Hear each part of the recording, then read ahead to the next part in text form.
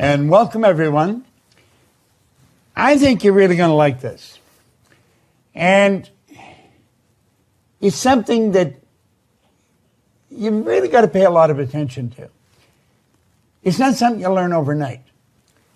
But you get studying this, and you can literally have anything you want.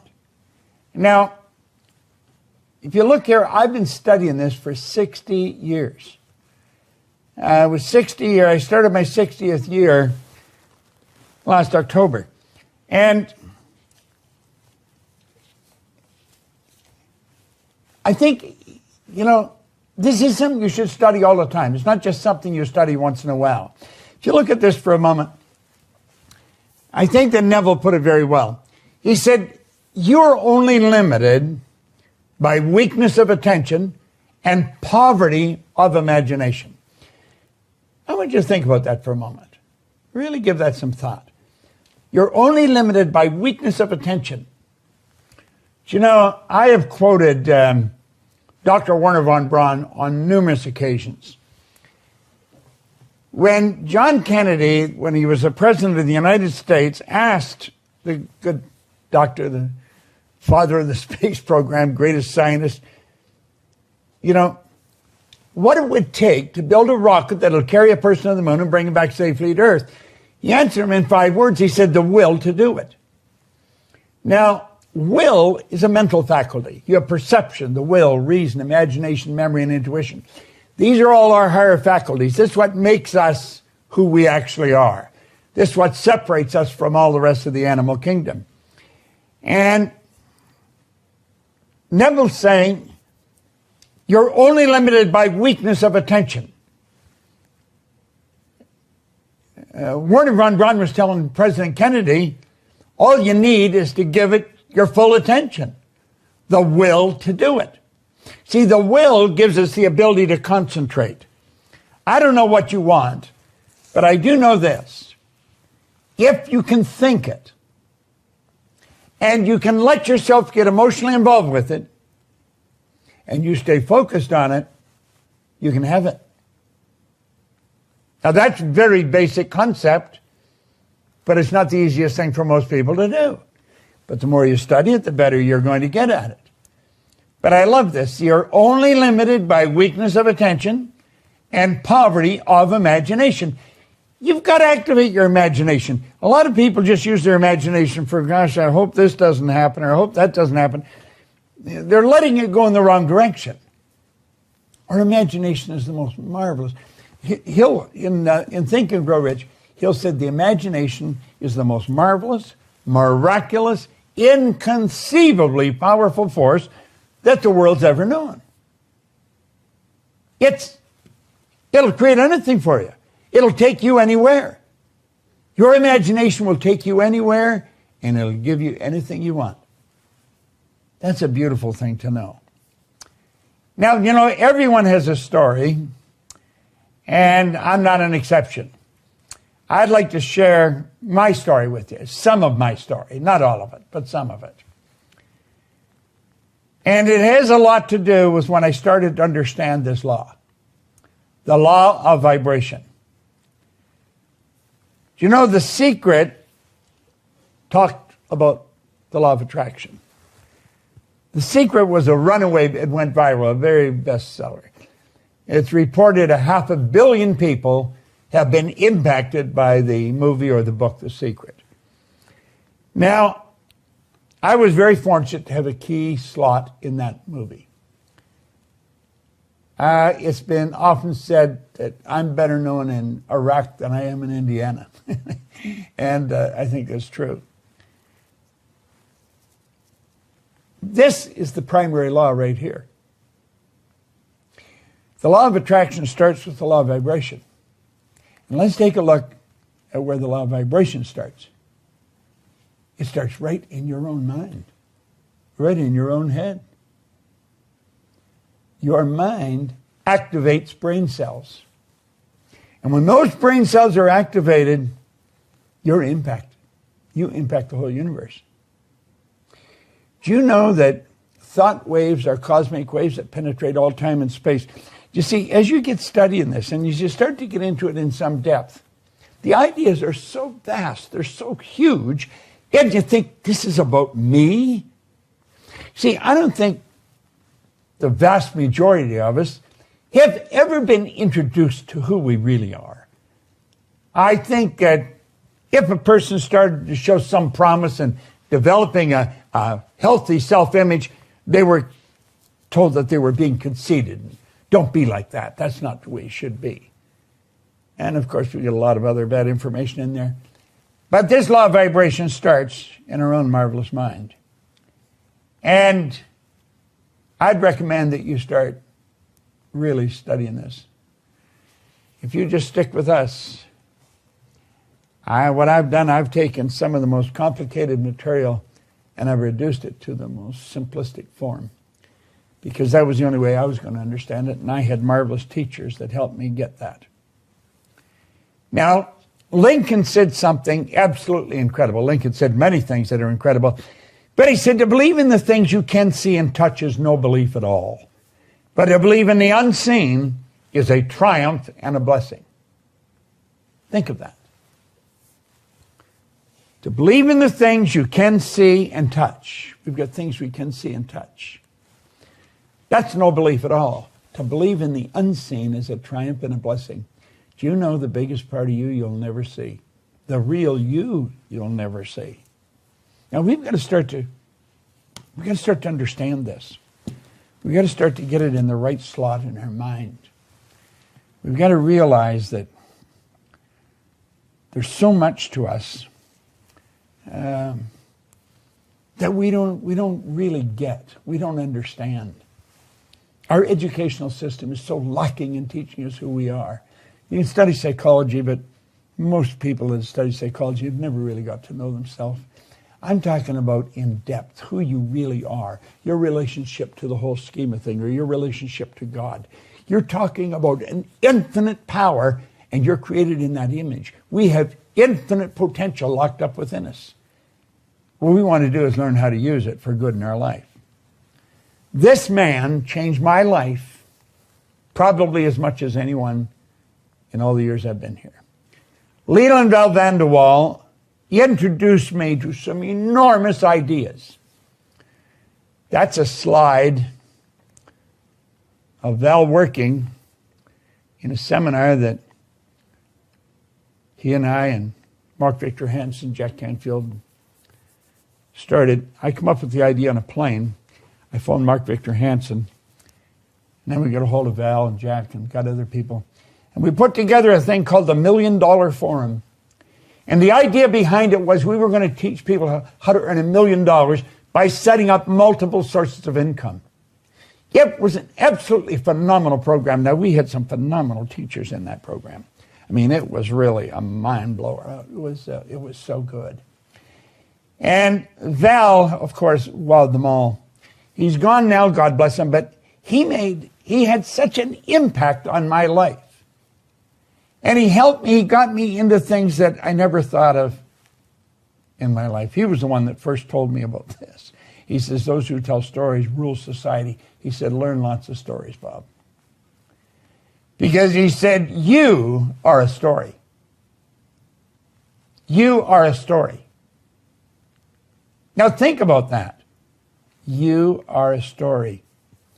You're a mass of energy and you function on frequencies. You are. Now think of that. You may not think of yourself that way. And then you might say, what's this got to do with anything? Well, if you really understand it, you can attract more money, all the money you want, as a matter of fact. You can attract good health. You can attract great relationships. You can attract phenomenal business. I sat down on a sofa in a room by myself, in a little house on Maplewood Lane in 1973, and I said, I'm going to build a company that operates all over the world. The lady that introduced us, Mikey Steller, is our Chief Operating Officer, and she's also our Marketing Director. And I sat down to watch television one night, which I very rarely do, and I only watched it for a few minutes. I thought, I don't want to watch this. And as I was getting up, my phone rang. And it was Mikey on the phone. This would be maybe 2-3 weeks ago. And she said, Bob, I just got a call from Betty. We're in every country in the world.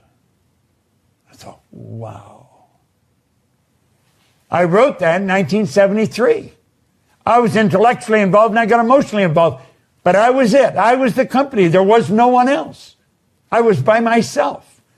That's what I wanted to do. If you don't know what you want to do, you're going to drift. You're just going to float around like a leaf on a windy day. You're not going to go anywhere. You are a mass of energy and you function on frequencies. And Val really helped me understand that. Val Vanderwall had a very strong spiritual understanding. And he said, Bob, if you take a picture of yourself with a Kirlian camera, you're going to see yourself as a glistening, radiating, gleaming form. Semyon Kirlian was a Russian photographer back in 1934, and he perfected Kirlian photography, what we call now Kirlian photography after him. When you photograph mass, you can photograph the energy coming from it.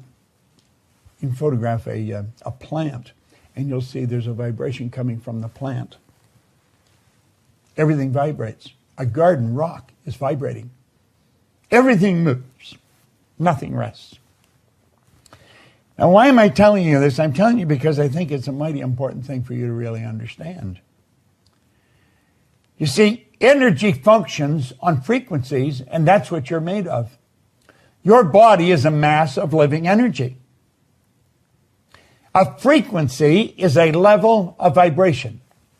That's exactly what a frequency is. There is an infinite number of frequencies. Remember I said you can think, activate brain cells, and you send off a charge of energy. Now stay with me here. This is so important, yet it's so misunderstood. There's an infinite number of frequencies.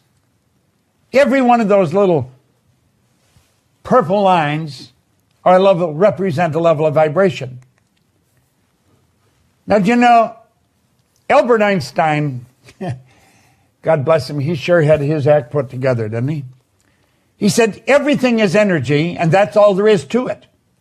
Match the frequency of the reality you want, and you cannot help but get that reality.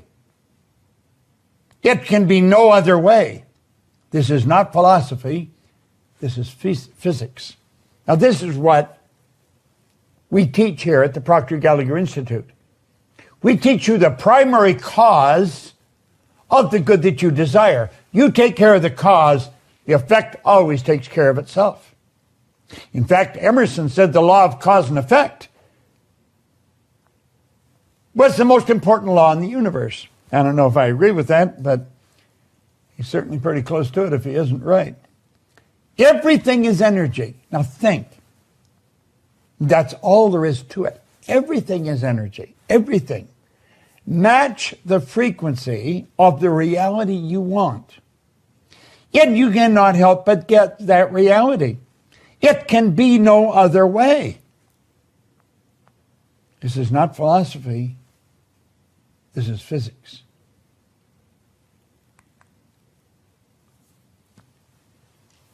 Earl Nightingale said essentially the same thing in 1959. He brought out the strangest secret record. Right at the beginning of that recording, he talks about the good Dr. Albert Schweitzer being interviewed at an airport in London when he got off a plane. And they asked the good doctor, what was wrong with man today? He said he thought about it for a while. Then he said, man simply doesn't think. We do not think. You say, well, everybody thinks. No. Understand, mental activity does not constitute thinking. You have 5 senses. You can see, hear, smell, taste, touch. When any of those 5 senses are affected, it causes mental activity. That is not thinking. It causes pictures to fly in your mind. That is not thinking. If you heard a siren in the background right now, you might see a fire truck or an ambulance on the screen of your mind. That's not thinking. You have higher faculties. These higher faculties, most people know little about. Oh, they hear the word every now and then. You have perception, the will, reason, imagination, memory, intuition. These higher faculties are what literally separate us from all the rest of the animal kingdom. All the rest of the little animal kingdom, they're completely at home in their environment. They blend in. You and I are totally disoriented in our environment. We're totally disoriented. That is because we have been given the godlike ability to create our own environment. Charlie Tremendous Jones was a great man, just a phenomenal public speaker, great teacher, and always promoting books. He said that he believes that we're the composite of the books we read and the people we associate with. I'm inclined to agree with him. Well, as you start to listen to Earl and The Strangest Secret, a lot of things started to happen to me. And it changed all kinds of things in my life. Now, there's the two men that both ended up being mentors of mine because I worked with them. I worked very closely with them, but it was as a result of me listening to this recording. I was listening to this recording and I thought, it would be phenomenal to work with them. Well, it was in 1966. I went to visit them. And I decided I want to work with them. And you see, it was what they would teach me, what Val would teach me, that helped me understand how I had done what I did. You see, Ray Stanford sat down with me and he put an R on a sheet of paper. Then he put 3 letters down beside it, 2 H's and a W. Now he said, Bob, let the R represent results, and let the 2 H's and a W happiness, health, and wealth. Then he asked me if I thought he was a happy person. I said, yeah, he seemed pretty happy to me.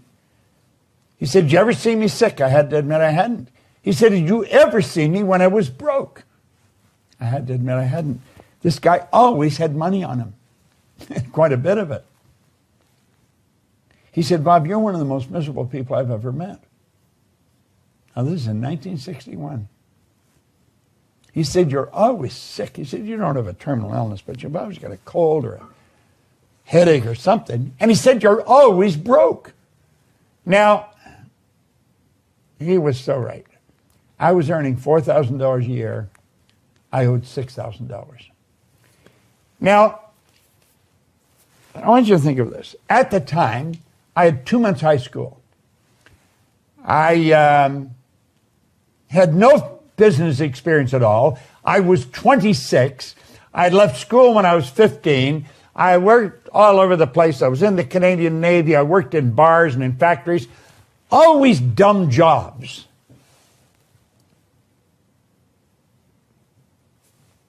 No wonder I was unhappy, sick, and broke. I studied nothing. I read nothing. He said, do you ever read anything? And I said, no, I can't read. And that's when he introduced me to this book. And he said, Bob, Napoleon Hill studied 500 of the world's most successful people over many, many years. And it was at the counseling of the richest man in the world that he did that, Andrew Carnegie. And he found there was a golden thread running through their life. And he wrote the Laws of Achievement. I have the Laws of Achievement right here. Pull those 4 over a bit. And they are right there. There's 8 little books. And that was the Laws of Achievement. Now, he wrote those at the request of Andrew Carnegie. Carnegie said it was a shame, like people like himself, who was the wealthiest man in the world, is going to their grave with all his knowledge locked up in their bones. He said nobody's ever organized the Laws of Achievement. And as a result, most people never achieve very much. And he got held to do it. Well, after he did it, then this book, The Laws, or Think and Grow Rich, came out of that. And this is what I was really into studying. Okay? You know that within a year, my income was at $175,000. Now, at the beginning, the end of this meeting, Arash is going to be giving you a directive. And what I would suggest you do is listen very carefully to him. This is a goal card that I have my goal written on. I carry this in my pocket. Every time I put my hand in my pocket and touch that card, the picture that's in my mind flashes on the screen of my mind. I painted the picture in words on the card, and it's tucked into cells in my brain. Well, that's how I went from earning $4,000 to $175,000, and I did it in less than a year. This is no formal education, no business experience. I had no idea what I was doing. In less than 5 years, I was over $1 million a year. I had business operating in Toronto, Montreal, Boston, Cleveland, Atlanta, in London, England. If you ask me how I did, I had no idea. I had no idea. I have found out since it was through the repetition of what I'm talking to you about right now. The action of repeating something that has already been said or written. Look at. Ray said to me, if you read this every day, your life will change. He got me to commit to doing that. I committed I would do it. And God only knows why I've kept that commitment. In my 60th year, every day. I don't read a lot of it. I just open and read something. Right here. That's just where I open it now. Remember, too, that all who succeed in life get off to a bad start. And they pass through many heartbreaking struggles before they arrive. The turning point in the lives of those who succeed usually comes at the moment of some crises, through which they're introduced to their other selves. Yeah. Just read that. I mean, that's inspirational. You learn something from that.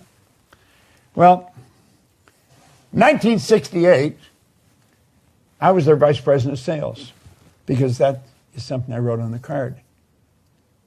I decided I wanted to work with them. I wanted to work right beside them. And I had an office right beside the two of them. This is vice president of sales. And you know, Earl taught me something that is so valuable. And I want to share it with you. He said, you know, Bob, there's an enormous difference between knowledge and experience. Now, I want you to think about that. Because when he sat down and explained this to me, and he said, before we agreed that you were going to come here, Bob, to work, we checked you out. And that's when he told me, he said, you've got something very strong going for you that we need in our company. And that's when he told me, he said, there's an enormous difference between knowledge and experience. He said, you see, Bob, if we read the book and we understand it, we can talk about what's in it. We have some knowledge. But he said experience is totally different. Experience is when you've done it. So you just don't think this is right information. You know it's the right information. What I teach here in our programs, I don't wonder if it works. I know it works. I'm going to be 87 in July, and I feel like I'm just getting warmed up. I have no intentions of slowing down.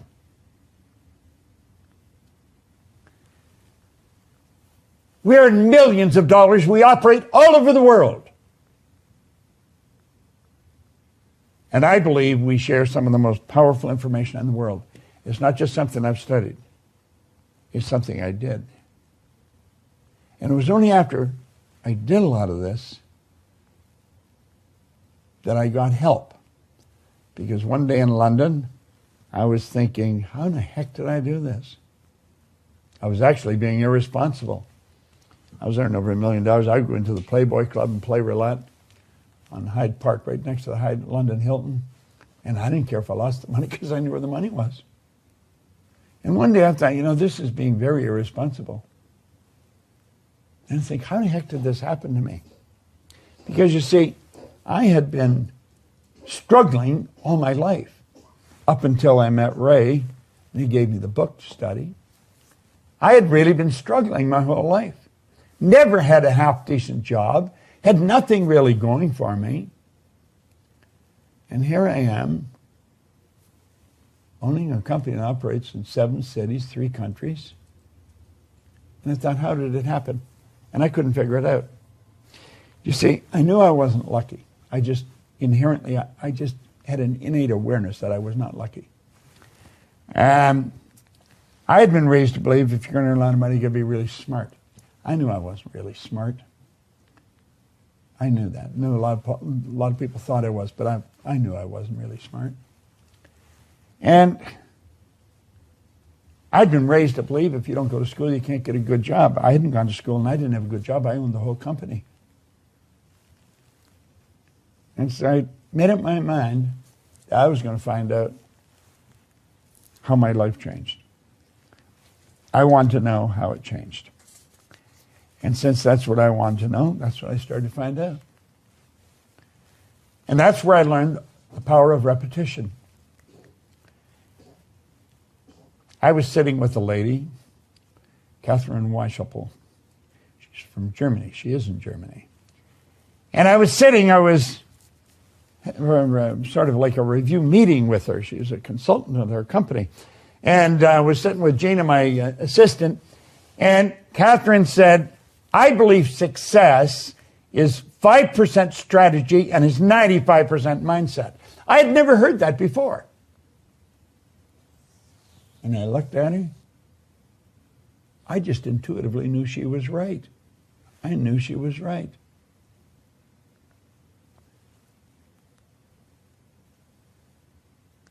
I would go back to when I was on the street in England, I don't even know if I knew what strategizing meant. I didn't feel bad not knowing. I mean, why would I know? I hadn't gone to school. I'd never been in business, Success is 5% strategy, 95% mindset. You see, it's all about the mind. It's about your marvelous mind. Now, before tomorrow, I'm going to show you different concepts. I'm going to explain them so that if you had a 15-year-old, the 15-year-old would understand it, believe me. I pride myself in explaining things in a very simple manner. I don't want to complicate it. The people that taught it to me did that. They kept it very simple. It's about your marvelous mind. As Van de Waal taught me, he says it's all in awareness, Bob. He said there's a marvelous inner world that exists within us.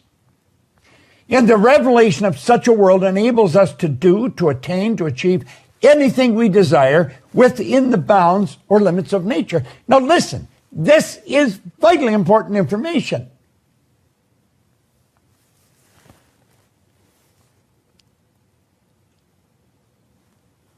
I have never really studied finance. I'm not a financial guy. I've earned millions, literally millions of dollars. I think it's the easiest thing in the world to do. But I don't know how to manage money. I really don't. And I had my own company. But if we go back to what Einstein said, if we get the picture and we get into the energy of the good we desire, you can't help it. Have it manifest. Around 15 years ago, we had a lady come to the seminar who was a securities attorney. Oh, we've got a little friend here. And Sandy Gallagher was a securities attorney, very successful one. She became fascinated with what we were teaching. one thing led to another. I'm going down the road pretty fast here. And Sandy Gallagher became my business partner. Sandy is really a financial genius. She really is. She was buying and selling banks, turning banks public. Here's Bob, knew nothing about finance. And I attracted the perfect business partner for me. And I could just go ahead and do what I love doing. And I knew that our company was in good hands with that. And Sandy runs our company. She is the CEO and the president of the company. Now, why am I mentioning this? You've got to become aware that you can and will attract whatever you require to cause whatever picture you're holding in your mind to move into form. It's not an accident. There is a marvelous inner world that exists within us. And the revelation of such a world enables us to do, to attain, to achieve anything we desire within the bounds or limits of nature. Now, that law or that truth was taught to me by this man. He taught me so many things. God, I miss him. Val and I became great friends. We did a lot of work together. Val, he was a big guy. I've always been not that big. I think I was about 135 pounds when I started to work with him. We'd be out on the road, and we both liked buying clothes. We'd go into a clothes store. He said, "You got any men's clothes in here?" He was always ribbing me. He said, "You know, this guy has to run around in the shower to get wet." I think what he was doing was making excuses for him being as big as he was. But sure, a great guy. Now, he's the one that woke me up, and he introduced me to this drawing. And he said, "Bob, I want you to let that represent you." And he said, the big circle represents your mind. The top half of it is your conscious mind. And the bottom half is your subconscious mind. Now, you've been reading a lot about this, but I would suspect that you're very confused when you read a lot of this stuff. I think one of the best books on the subconscious mind is Dr. Joseph Murphy's book, The Power of the Subconscious Mind. It's a phenomenal book. If you don't have it, your library is not complete. And at any rate, he taught me this drawing, and he said, when you think of yourself, you got to have an image. You got to understand the mind is everything in your life. You got to learn how to work with it. Now he said, let's look at it this way. There's the mind, and there's a positive sign and a negative sign. Now he said that actually represents a law of polarity, the law of opposites. And he said here, a power flowing into your consciousness. And when it flows into your consciousness, you create thoughts. You literally create thoughts from a power that flows into your conscious mind. You can originate thoughts. You can think something that no one has ever thought before. You have a unique ability to do this.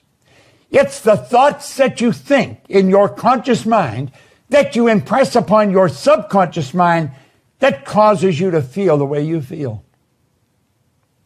Feeling is conscious awareness of vibration. Those feelings are expressed with and through your physical body. That causes the action which produces the result. Now, getting them all lined up is called attitude. Now, some people line up on the negative side. They're going to see what's wrong. And you know something? They're right. There's something wrong. Other people go on the positive side. They see what's good. And they're right. There's something good. You can find what's right or wrong in anything. Doesn't matter what you're looking at. If you want to find what's wrong with my presentation, just keep looking. Take a pen and pencil because you're going to get busy. Or if you want to look at what's right, look at that. There's a power flowing into our consciousness, and we have the ability to think anything we want to think. And it's the thoughts we think that causes the feelings because we get emotionally involved with them. That causes the body to move into action and produce results. Now, this drawing is without question so valuable. and so misunderstood. And he went on to explain more about the conscious mind. He says, that's your thinking mind, Bob. Problem with most people is they don't think. They really don't think. Mental activity never constitutes thinking. I remember when he said that, and I never forgot it. He said, that is your thinking mind. It's also referred to as the educational mind. This is you I'm talking about. Now, as I keep building this idea, you're really going to get to know yourself, the world you live in, and the laws that govern your being a lot better. Yet, as you understand yourself a lot better, you're going to find your finances are going to improve, your health is going to improve, your relationships are going to improve, your whole world starts to get better. The educated mind is also referred to sometimes as the intellectual mind. That's where all the intellectual factors are. Remember I told you what they were? You had perception, the will, reason, imagination, memory, and intuition.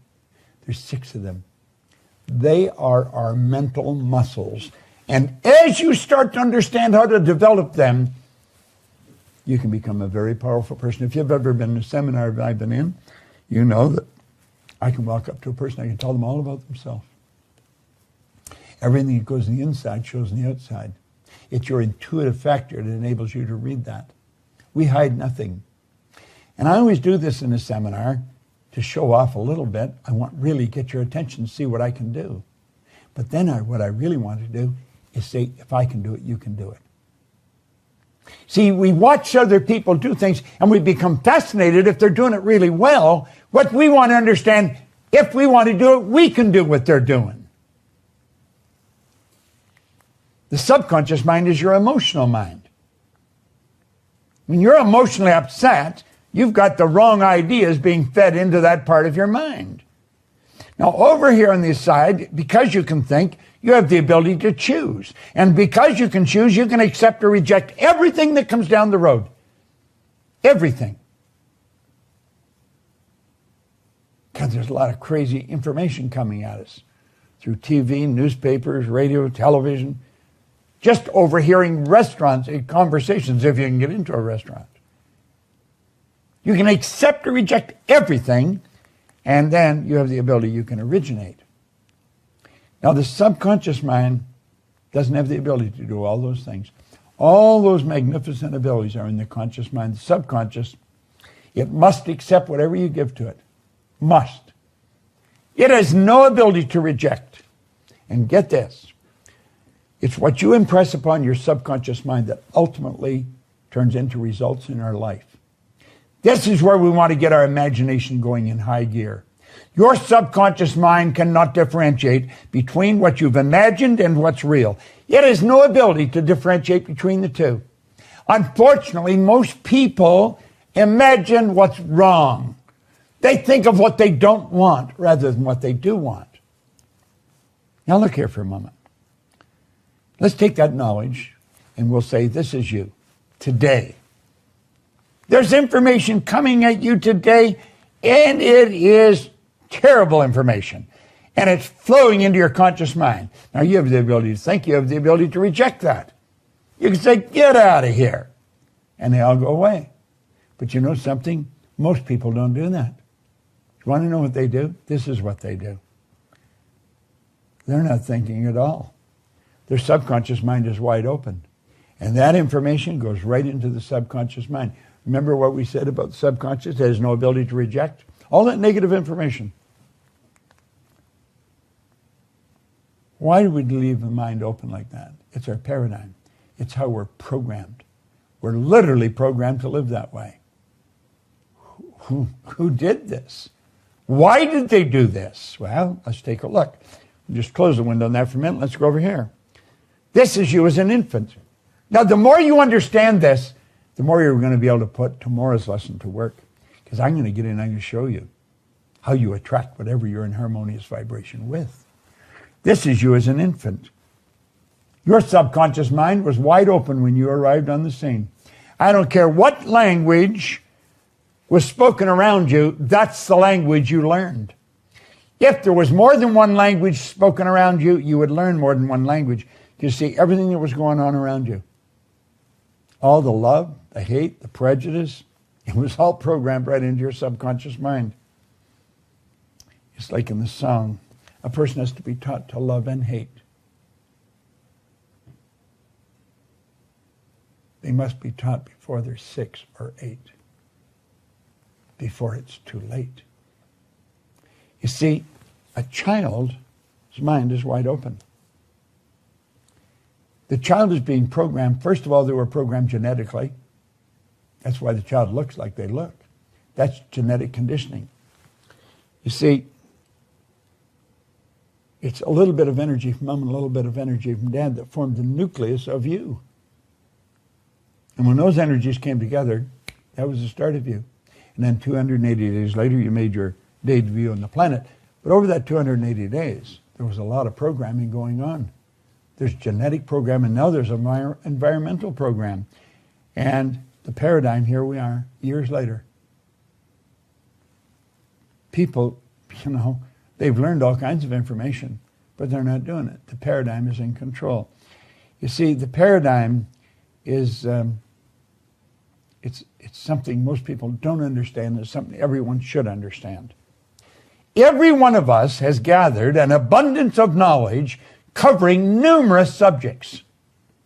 However, most of what we've learned has very little, if anything, to do with our paradigm. Therefore, we frequently don't do what we already know how to do. I maintain that everyone that can hear my voice already knows how to at least double your income. You may be thinking, oh, that's not true. Oh, yeah. Listen, trust me. I've been there. I've done that. I've worked with thousands of people. I know how it works. We have superior knowledge, inferior results. That causes confusion and frustration. Now let's put our model up here and take a look. Here's a person here. They've got all this knowledge in their mind. They go to school. They get a ton of knowledge. But you know something? The knowledge doesn't match the results. Why is it that a person with a great formal education, worked in a good company for maybe 30 years, is struggling to meet a mortgage payment? Explain that to me. How does that work? They've gone right through our educational system. We're very dedicated to employees for maybe 30 or 40 years, and they're having difficulty making a mortgage payment. Doesn't make sense, does it? Well, all they know isn't working for them because the paradigm is in control of them.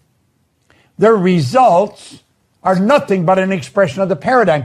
That's all that conditioning that took place before they could even think.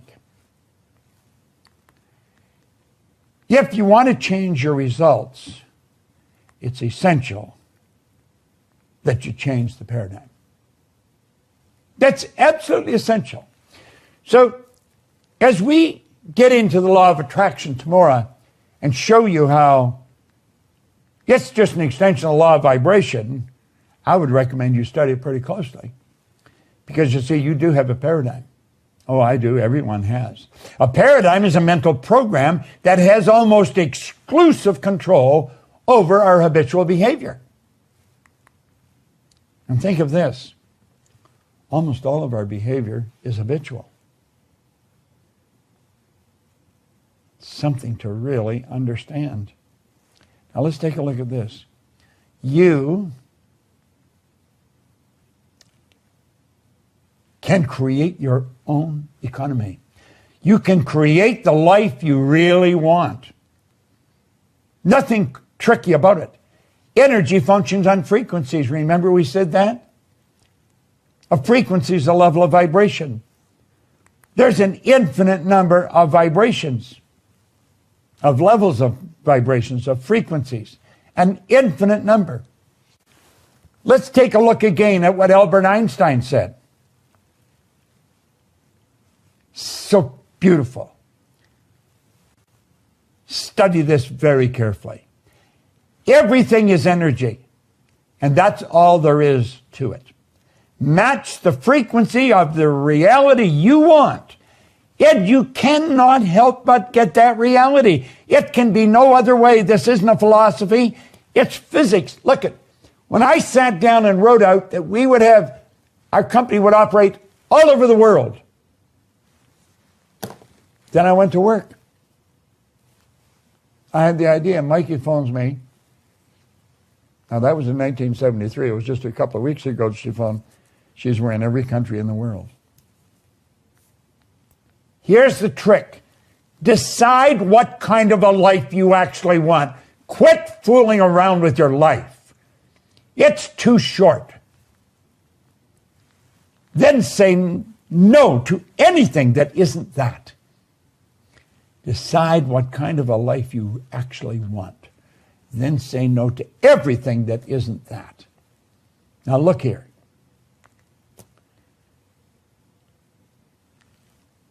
Wants are where it starts. You know where wants come from? I'm going to tell you. Look at me. You have, at the center of your being, your spiritual DNA is perfect. There's perfection within us. Now that perfection has so much junk on top of it that we call a paradigm, that it has difficulty expressing itself. That spiritual perfection within us is always seeking expression with and through us. That's why we always want more. Now, when I was a little kid, my grandmother said, you always want more. You should be satisfied with what you've got. Grandma was an angel of God, but she was wrong. You should never be satisfied. Dissatisfaction is a creative state.